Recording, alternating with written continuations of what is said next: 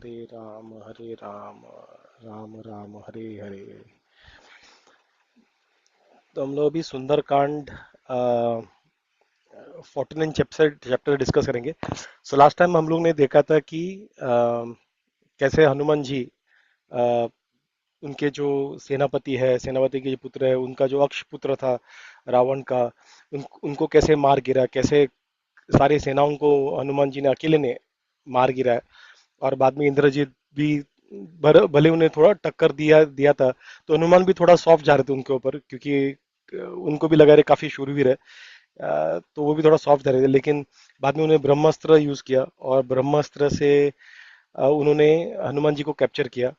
हनुमान जी ने willingly give in किया। उनके पास ऑलरेडी वरदान था ब्रह्मा जी से कि ये अस्त्र उन पे काम नहीं करेगा।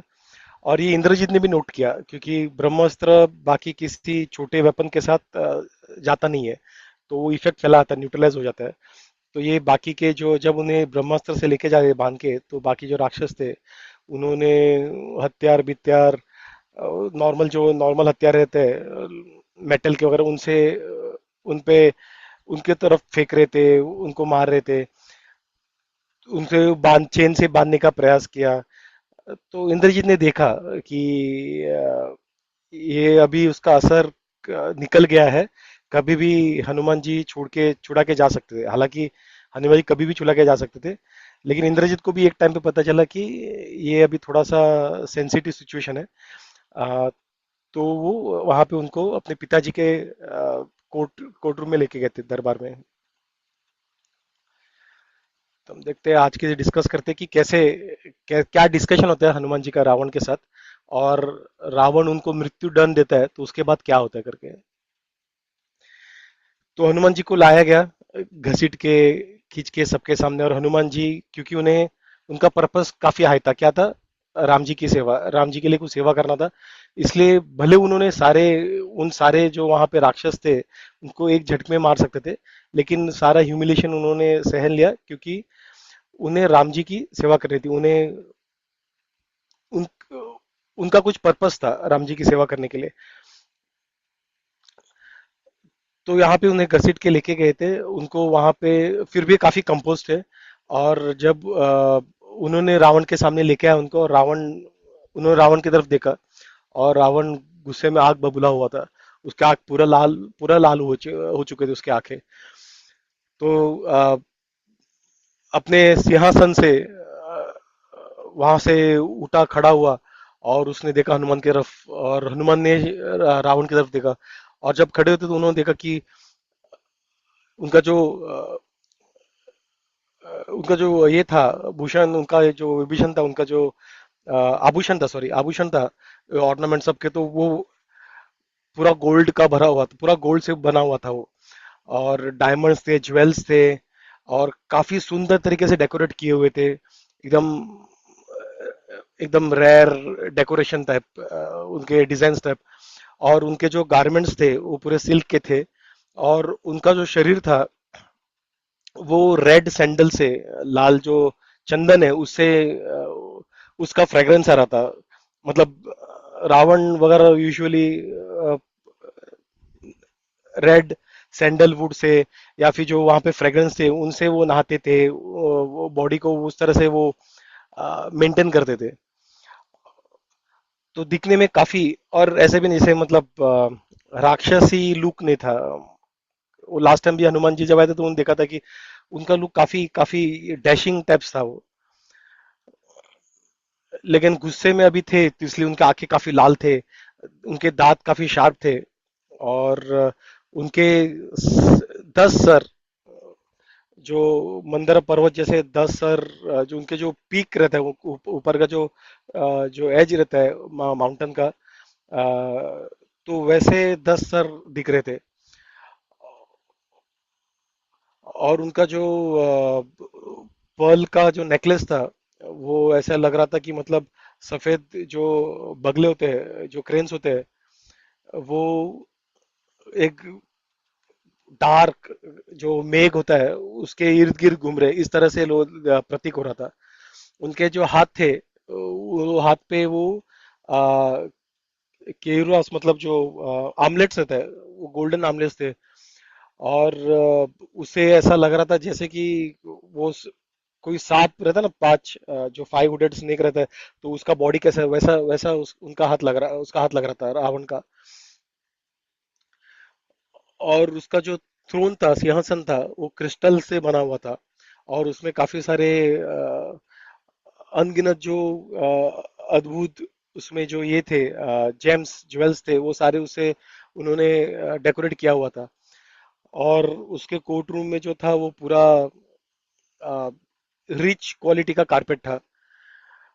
और उसको अटेंड करने वाले थे जो दासियां थी, काफी सुंदर लड़कियां थी, जो रहता है चामर रहता है, वो चामर से उसको हवा दे रही थी। और उसके जो वो उसके कोर्ट रूम में पूरे मिनिस्टर से, सेनापति से घिरा हुआ था। दूरधरा, प्रस्थ, महापर्वश, किम्बुक, निकुंभ। तो ये सारे कुछ नाम है पावरफुल मिनिस्टर्स के, जो उसके दरबार में थे। तो उसके दरबार में वो ऐसा लग रहा था कि सारे देवताओं में जो इंद्र जैसे उठ के दिखता है, वैसे रावण उठ के दिख रहा था। जैसे लग रहा था कि जैसे सब जगह समुद्र में कैसे अपना जगत है, उस तरह से वो उठ के दिखाई दे रहा था। हनुमान जी को जैसे आते वक्त जैसे मिसट्रीट किया था, यहाँ पे भी उनको सरवण के लाया था, घसीट के लाया था। उसके अलावा भी वो रावण रावण को काफी बारीकी से ऑब्जर्व कर रहे थे। और चकित हुए थे ये सब ऑब्जर्व करके, काफी अमेज हुए थे उनकी सारी जो डिटेल्स देख के। यूजुअली अगर हमारे साथ ऐसा होता तो हम लोग गुस्से में रहते या फिर हम डिस्टर्ब रहते, लेकिन हनुमान जी काफी फोकस थे। उनका ऑब्जेक्टिव था, उनका काफी क्लियर था। ये एक बग का साइन रहता है, वो बाहर से या अंदर से डिस्टर्ब नहीं होता है। ऐसा नहीं कि उन्हें दुख नहीं होता है, ऐसा नहीं कि कोई भक्त बनने के बाद उसके लाइफ से दुख चला जाएगा। भगवान ने कहीं भी भगवद गीता में कहा नहीं कि आप भक्ति करो, आपके लाइफ से दुख चला आएगा। इसलिए हम देखते हैं इस्कॉन या इस्कॉन के बाहर कहीं पे भी देखते हैं जो भक्त रहते हैं, उनकी भी काफी, उनका जो लाइफ है काफी पीड़ा है। जैसे हमारे गुरु महाराज, वो व्हील चेयर पे रहते हैं, वो खड़े रहते हैं, उनकी उनको काफी पेन रहता है, उनका ब्लड उनको ट्रांसमिट करता रहना पड़ता है, उनको ऑर्गन ट्रांसमिट करना पड़ता है, काफी दुख रहता है। ऐसा नहीं कि भक्ति में आ गया तो दुख चला जाएगा, लेकिन भक्ति में आ गया तो जब हम भक्ति में स्थिर होते हैं, तब ये सारे जो एक्सटर्नल और इंटरनल जो चेंजेस रहते हैं, जो अलग अलग जो पेन के तीर रहते हैं, उससे हम डिस्टर्ब नहीं होते। जैसे हनुमान जी यहाँ पे एक्सटर्नली भी उसको जो अटैक हुआ था बाण और इंटरनली भी जो उसको ह्यूमिलेशन सब हुआ था, लेकिन उससे डिस्टर्ब नहीं था। वो वहां पे भी वो सिर्फ अपने मिशन पे फोकस था, कि वहां पे राम जी की सेवा करना है, भगवान की सेवा, उनका एक ही मिशन होता है। तो हनुमान जी रावण को देखते हुए सोच रहे थे कि क्या इस व्यक्ति में क्या स्ट्रेंथ है, कैसे करेज है करके। और उसे सारे जो नोबल क्वालिटीज सारे इस व्यक्ति में दिख रहे करके। लेकिन अगर वो थोड़ा सा धार्मिक होता, धर्म की राह पे चलता, तो उसने शायद वो इंद्र जैसा वो राज कर लेता, देवताओं के जैसा। लेकिन अनफॉर्चुनेटली वो कर नहीं पाया। तो इतनी शक्ति होके भी जो इंद्र के बराबर, इंद्र से भी ज्यादा है, लेकिन फिर भी वो कर नहीं पा रहा है, क्योंकि वो अधर्म के मार्ग में चल रहा है। तो रावण का अधर्म जो है, अधार्मिक उसके जो रास्ते हैं, वो उसे डिफाइन करते हैं। भले उसे पता रहेगा, लेकिन फिर भी, भले वो पावरफुल था, लेकिन उससे भी पावरफुल ऑब्वियसली भगवान है। लेकिन और एक बीच में तीन गुण में ब्रह्मा से लेके नीचे चींटी तक, इस तीन गुणों के प्रभाव से बच नहीं सकता। तो रावण भी कोई एक्सेप्शन नहीं था। सिर्फ अगर कोई बच सकता है तो भगवान की भक्त है, और कोई नहीं। तो भले वो इतना पावरफुल था, उतना कैपेबल था, लेकिन वो अधर्म के पास, अगर वो पढ़ा लिखा था, कहते कि शास्त्रों का ज्ञान था। और हमने देखा था जब लंका में जब हनुमान जी गए तो उसको सुबह सुबह सारे शास्त्रों का वैदिक मंत्र उच्चार का, वहां पे मंत्रों का आवाज आ रहा था। इसका मतलब रावण जो था वो प्रो वैदिक था, एटलीस्ट थियोरेटिकली। लेकिन प्रैक्टिकली वो अधर्म फॉलो कर रहा था। तो हनुमान जी ने उसका असेसमेंट किया रावण का, क्योंकि उसका ऑब्जेक्टिव ये था, राइट, पूरा असेसमेंट करके राम जी को अपडेट करना। तो पूरा देखा कि रावण जो है काफी पावरफुल है, देवता है, राक्षस सारे जीव से डरते हैं, और गुस्से में वो शायद पूरे जगत को भी अ, विनाश कर सकता है। अभी दूसरी तरफ रावण जो है वो गुस्से में था, और वो हनुमान जी को ऑब्जर्व कर रहा था। वो सोच रहा था कि क्या ये नंदी है क्या, जिसने मुझे शाप दिया था जब मैंने कैलाश को हिलाया था। तो क्या ये बंदर के वेश में आया है क्या, या फिर कोई राक्षस है बना करके, जो काफी काफी शक्तिशाली राक्षस है, वो इस वानर के रूप में है। तो रावण क्या करता है कि अभी वो रावण है ना, वो क्यों इंक्वायरी करेगा। तो उसने उसके मिनिस्टर को कहा, प्रेस को, कि इसका इंक्वायरी करो कि ये कहाँ से आया है, ये यहाँ पे क्यों आया है, इसने अशोका वाटिका क्यों, उसने उसका नाश किया, उथल पुथल किया, उसने राक्षस सारे राक्षसों को वहां पे जो थी उसको, उनको क्यों धमकाया, ये लंका में क्यों घुसा, और उसने युद्ध क्यों छेड़ा। तो प्रहस्त ने शांति से और स्ट्रेटेजिकली उसको पूछने का प्रयास किया कि हे वानर, डरो नहीं, शांत हो जाओ, और जो सच है बताओ, तुम्हें छोड़ दिया जाएगा। क्या तुम्हें इंद्र ने भेजा है? भले तुम वानर के जैसा दिखते हो, लेकिन तुम्हारा जो एफल्जेंस है, तुम्हारा रेडियंस है, तुम्हारी जो ऊर्जा है वो काफी ऑर्डिनरी नहीं है। अगर तुम सच बोलोगे तुम्हें छोड़ दिया जाएगा, अगर नहीं तो तुम्हारा जीव जो है वो खतरे में रहेगा। हनुमान जी ने उनको निडर होकर उनको रिप्लाई कर दिया। उन्होंने कहा कि उनको जवाब दिया कि मुझे ना ही इंद्र ने, यम ने, ना ही वरुण, कुबेर, ना ही मैं किसी ने भेजा, ना ही मैं विष्णु का दूत हूँ। मैं जन्म से एक वानर हूँ। पहले राक्षसों ने मुझ पे हमला किया, और मैंने उनको सेल्फ डिफेंस में, खुद के बचाव के लिए मैंने उनको वापस उनसे युद्ध किया। कोई नहीं, कोई राक्षस या कोई देवता नहीं है जो मुझे अस्त्रों से बांध सकता है। ऐसा वर मुझे ब्रह्मा ने ऑलरेडी दिया हुआ है। मैंने खुद को बांधने के लिए अलाउ किया, क्योंकि मुझे राजा के साथ मुझे ऑडियंस चाहिए था, उसकी उनके से मुझे मिलना था। भले मुझे काफी दर्द हो रहा था, भले मुझे काफी परेशानी हो रही थी, फिर भी मैंने, क्योंकि मुझे एक कार्य करना था, इसलिए मैं शांत रहा हूं। तो अगर मुझे जानना है तो मुझे राम जी के दूत की तरह जानो, और मैं यहाँ पे एक पर्पस के लिए आया हूँ, और इसलिए ध्यान से मेरी बातें सुनो, ये तुम्हारे ही भले के लिए है करके। तो और फर्म होके उन्होंने रावण से आगे वार्तालाप किया। उन्होंने कहा कि मैं यहाँ पे सुग्रीव के आदेश से आया हूँ, जो सारे वानरों का राजा है, और उन्होंने उनका ग्रीटिंग्स आपको भेजा है। किंग, जो राजा दशरथ थे, वो काफी इंद्र के बराबर थे, और काफी धार्मिक थे, काफी शक्तिशाली थे। और उनका पुत्र था राम, जो काफी क्या एफल्जेंट है, काफी नोबल है। और उनको किसी वजह से उनको वन में लक्ष्मण और सीता के साथ जाना पड़ा, और वहां पे भी उन्होंने धर्म का कभी उल्लंघन नहीं किया, सही तरीके से उन्होंने फॉलो किया। और वहां पे उसी वक्त सीता का अपहरण हुआ वन में, और राम वहां पे सुग्रीव को मिले ऋषि मुख्य में। उनके बीच में एग्रीमेंट हुआ कि राम जो है सुग्रीव को अपना राज्य जो है वो वापस लेने में हेल्प करेंगे, और सुग्रीव उनको सीता मैया को ढूंढने में हेल्प करेंगे, मदद करेंगे। तो उससे क्या हुआ, राम जी ने वाली को एक ही बाण में मार दिया, और सुग्रीव को राजा बना दिया। तो इसलिए सुग्रीव ने अपना वचन पूरा करने के लिए सारे वानरों को सारी दिशाओं में भेज दिया, और आसमान, पृथ्वी, पाताल लोक कुछ भी छोड़ा नहीं, सब जगह पे ढूंढ लिया। और बाद में मैंने यहाँ पे 100 योजन के बराबर, 800 मील दूर जो समुंदर है, वो मैं पार करके वहां पे सीता मैया को आपके राज्य में ढूंढा। तो हनुमान जी ने उनको अभी वार्न किया कि आप समझदार हो, आप काफी सीखे हो, शास्त्र में सीखे हो, ये आपको शोभा नहीं था, आप किसी की दूसरी की पत्नी को आप अगवा करके आ रहे हो।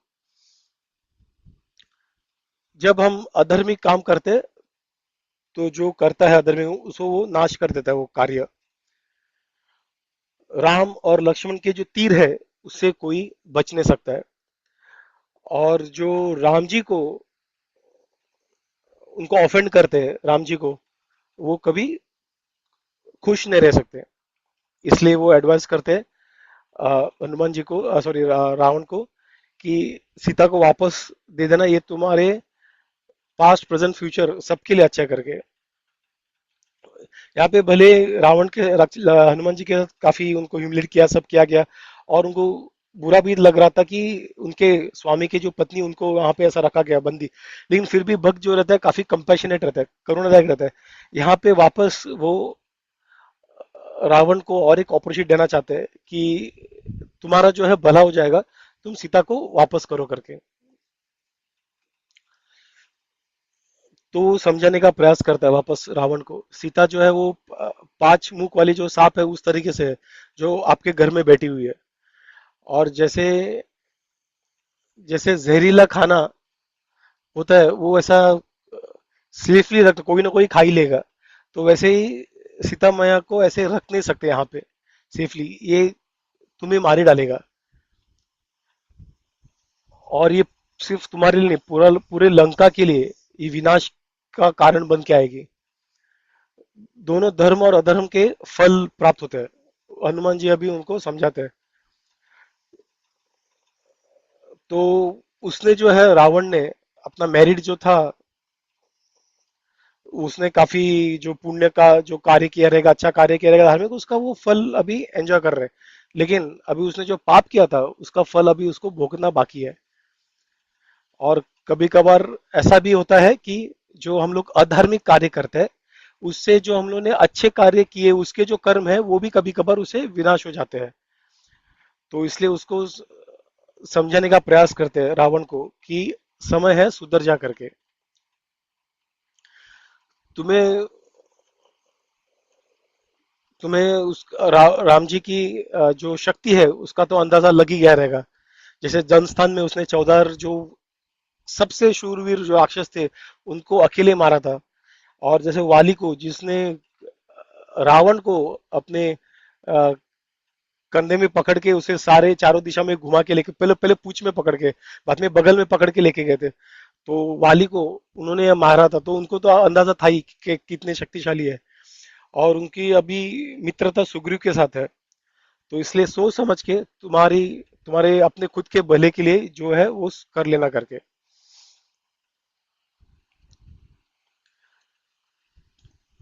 तो वो उन्हें और थोड़ा सा वार्निंग और थोड़ा डरने का प्रयास करते हैं, क्योंकि मैं अकेला ये पूरे लंका को विनाश कर सकता हूँ, लेकिन मैं ऐसा नहीं कर रहा हूँ, क्योंकि मैं सिर्फ राम जी के आदेश के अनुसार ही कार्य करता हूँ, उसके बाहर में नहीं जाता, भले मैं कैपेबल हूँ। तो राम जी ने तो, जिसने सीता में एक गलत किया उन सबका नाश करने का तो उन्होंने वचन ले लिया है।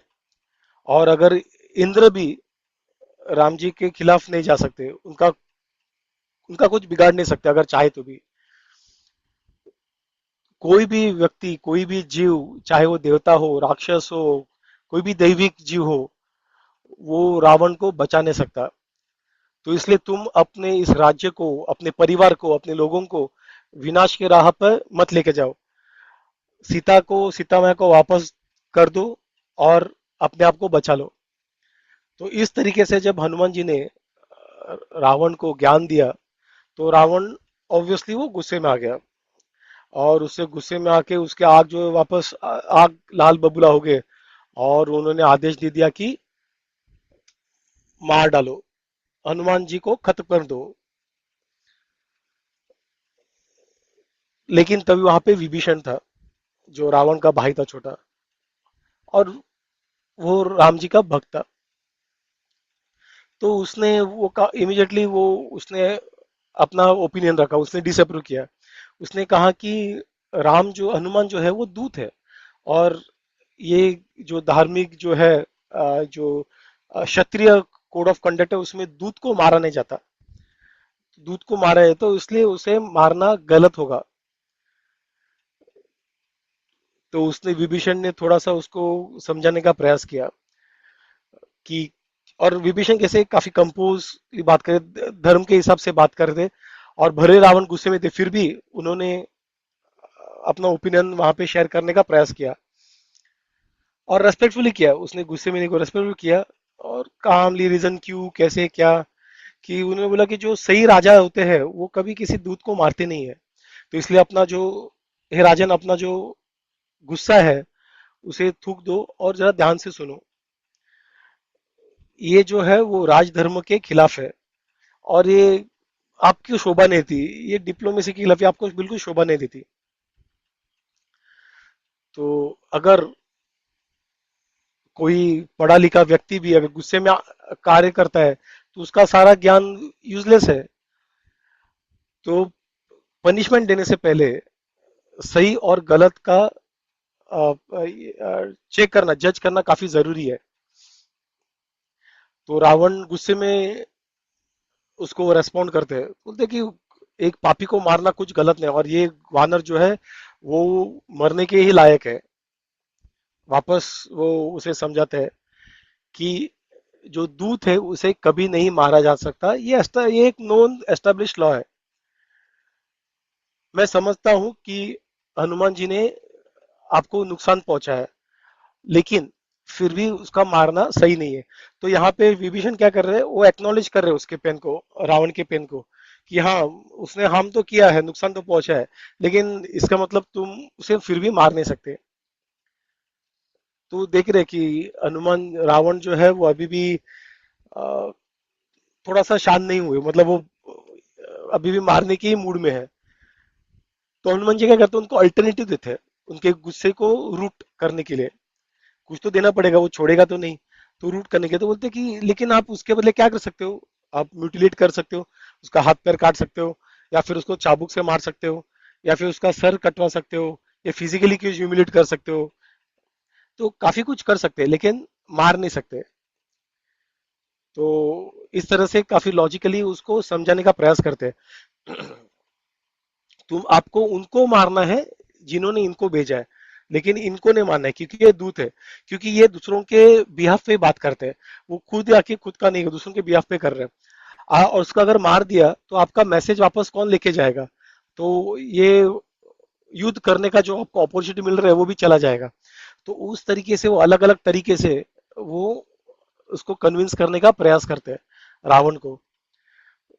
तो उनको बोलते हैं कि आपका फोकस सही शत्रु पे होना चाहिए जो राम और लक्ष्मण पे है, आप उनके खिलाफ आपके जो सेना है उनको भेजिए। विभीषण को सारा चीज पता है कि ये कुछ नहीं उखड़ पाएगा राम और लक्ष्मण का, लेकिन अभी हनुमान जी को वापस, वो नहीं चाहते हनुमान जी को कुछ हानि पहुंचे। आप तो देवताओं और असुरों से आप, मतलब आपको कोई उनसे कुछ हानि नहीं, कोई आपको कुछ नहीं कर सकता, तो आप ये दूत पे इतना आप शक्तिशाली है, आप अपने दूत पे क्यों इतना आप अपना एफर्ट डाल रहे हो।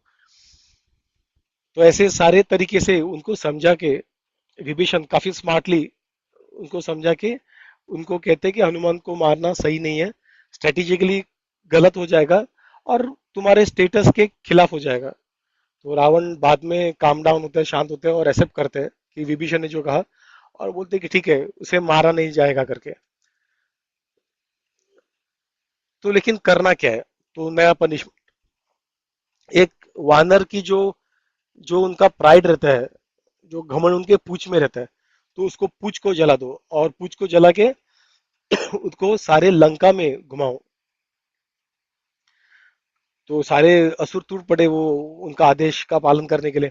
उनके पूंछ को कपड़े से और कॉटन से उन्हें बांधा, और उसे कुछ गैसोलीन टाइप पदार्थ में उसे ये किया, उसे डुबाया और आग लगा दिया। उससे हनुमान जी ने क्या किया, हनुमान जी अपना साइज बढ़ाते गए, साइज बढ़ाते गए।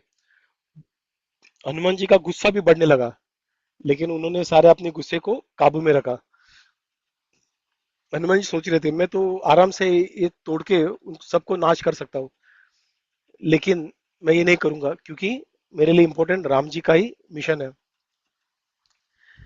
मैं ये अपॉर्चुनिटी जो है मुझे पूरे लंका में परेड करने वाली अपॉर्चुनिटी को लेके, मैं डे टाइम, पहले तो रात को किया था, अभी डे टाइम में मैं पूरा लंका को सर्वे करूंगा, और उसका अलग अलग जो कैसे कहाँ पे फोर्ट्स है कैसे है वो पूरा स्टडी करूंगा। अभी डे टाइम हम लोग ने देखा था, डे टाइम था, रावण चला गया था, सुबह सुबह आता, बाद में हनुमान जी और सीता का वार्तालाप हुआ था। अभी डे टाइम में ये होने वाला है। यूजुअली हम लोग टीवी सीरीज में देखते हैं रात को ही सब जला के सब लंका चलते हैं, लेकिन ये डे टाइम में हुआ था जहाँ पे उनको परेड किया गया था। तो ड्रम शंख बजाए गए थे, और हनुमान जी को राक्षस पूरे सिटी में परेड कर रहे थे, और उसे स्पाई की तरह उसे अनाउंस किया था। तो सारे जो सिटीजन्स थे, स्त्रियां, बच्चे, बूढ़े, सारे वहां पे उन देखने आए थे।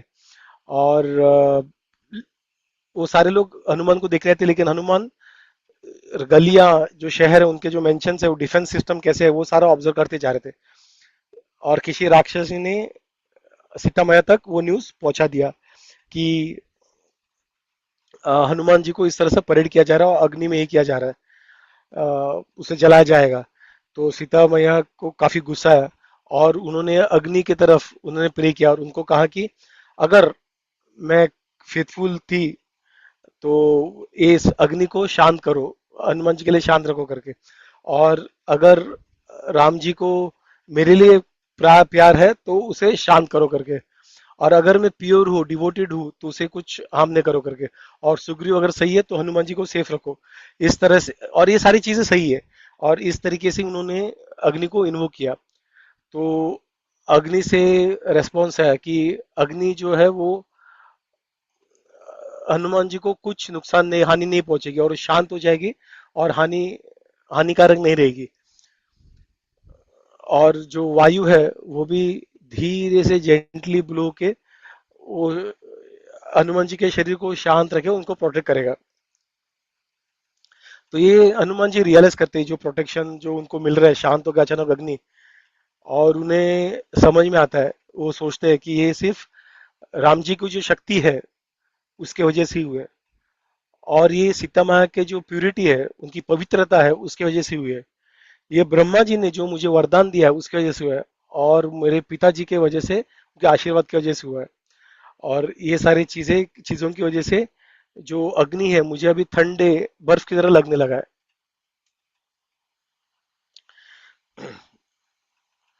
तो हनुमान जी क्या करते हैं, अपना रूप, क्योंकि अभी बड़े थे उनको बांधा था, बड़े थे, अभी इमीडिएटली अपना रूप, अपना फॉर्म जो है छोटा हो जाता है। और जो उनको बांधा हुआ जो चीज है जिसे बांधा था सारे, उनसे वो एस्केप कर जाते, क्योंकि अभी छोटे रहते हैं, वो आयन चीन से बांधा रहेगा तो सब अभी लूज हो गए। और उसके बाद वापस बाहर आके वापस खुद को एक्सपांड करते हैं, एकदम बड़ा फॉर्म ले लेते हैं, और एक बड़ा लोखंड का गदा ले लेते हैं। और जो वहां पे जो राक्षसी है, राक्षस, वहां पे उनको मार डालता है। और फ्री होने के बाद वो पूरा वापस आ, लंका को एकदम ऑब्जर्व करते हैं कि कैसे क्या, पूरा स्टडी करते हैं। उनकी पूंछ अभी भी जल रही है। ऐसा लग रहा था कि कोई अग्नि सूरज है वो एकदम तपते हुए अग्नि से यहाँ वहां जा रहे हैं करके। तो यहाँ तक हम लोग पॉज करेंगे, और हम लोग देखेंगे अगली बार क्या होता है, कि किस तरह से लंका को जलाया जाता है कि कैसे करके। एक चीज यहाँ पे हम लोगों ने देखा कि जहाँ पे जो एक कथा कहा जाती है जहाँ पे हनुमान जी ने पूछ ऊपर करके वो रावण के ऊपर था, वो अब तक आया नहीं है, आगे है नहीं है पता नहीं। या फिर वो वाल्मीकि रामायण का पार्ट है कि नहीं, वो भी पता चलेगा। आगे नहीं है मतलब वाल्मीकि रामायण का पार्ट है, दूसरे किसी सोर्स में है। और इवन जो वहां पे पैर रखते हैं और कोई उनके पैर को हिला नहीं सकता, ये पास्ट टाइम भी अब तक आया नहीं है। और देखते हैं आगे कि आएगा कि ये वाल्मीकि रामायण का पार्ट नहीं है। तो हनुमान जी, ये जो हम लोगों ने अभी जो पढ़ा, उससे हम क्या क्या सीख ले सकते हैं, ये हम लोग समझने का प्रयास करते हैं। जो पावरफुल है और जो भक्त है, उसमें सच में कौन जीतता है। रावण कैसा था, खुद को, उसमें इल्यूजन था कि वो काफी काफी स्ट्रांग है करके। उसके पास धन था, इंटेलिजेंस था, शक्ति था, ऑस्टेरिटी करता था, फिर भी उसने भगवान को खुद को समर्पित नहीं किया था। तो उसका डिस्ट्रक्शन होना पक्का है, ऐसे होते हुए ये हनुमान जी ने सोचा था। सीता माँ कैसे प्योर थी, उसके पास कोई वेपन नहीं था, कुछ नहीं था, सिर्फ उसका प्योर डिवोशन था। कोई आर्मी नहीं था, सिर्फ प्यूरिटी था और फेथ था राम जी के ऊपर। और उसके बेसिस पे उन्होंने इस अग्नि को शांत किया। जब कोई भक्त को कोई अड़चन होती है तो भगवान जो है वो जो सृष्टि के जो नियम है उसको विरोध कर देते हैं, उसको उथल पुथल कर देते हैं, ताकि वो उनके भक्त को कोई हानि ना पहुंचे। हनुमान जी कैसे थे? एक आइडियल डिवोटी थे। तो बार बार ये डिक्लेयर करते मैं राम जी का दास हूँ, राम जी का दास हूँ। कहीं पे भी उन्होंने खुद का ईगो दिखाया नहीं। काफी फियरलेस थे, शूरवीर थे, काफी समझदार थे और काफी कंपैशनेट थे वो, काफी कृपालु थे।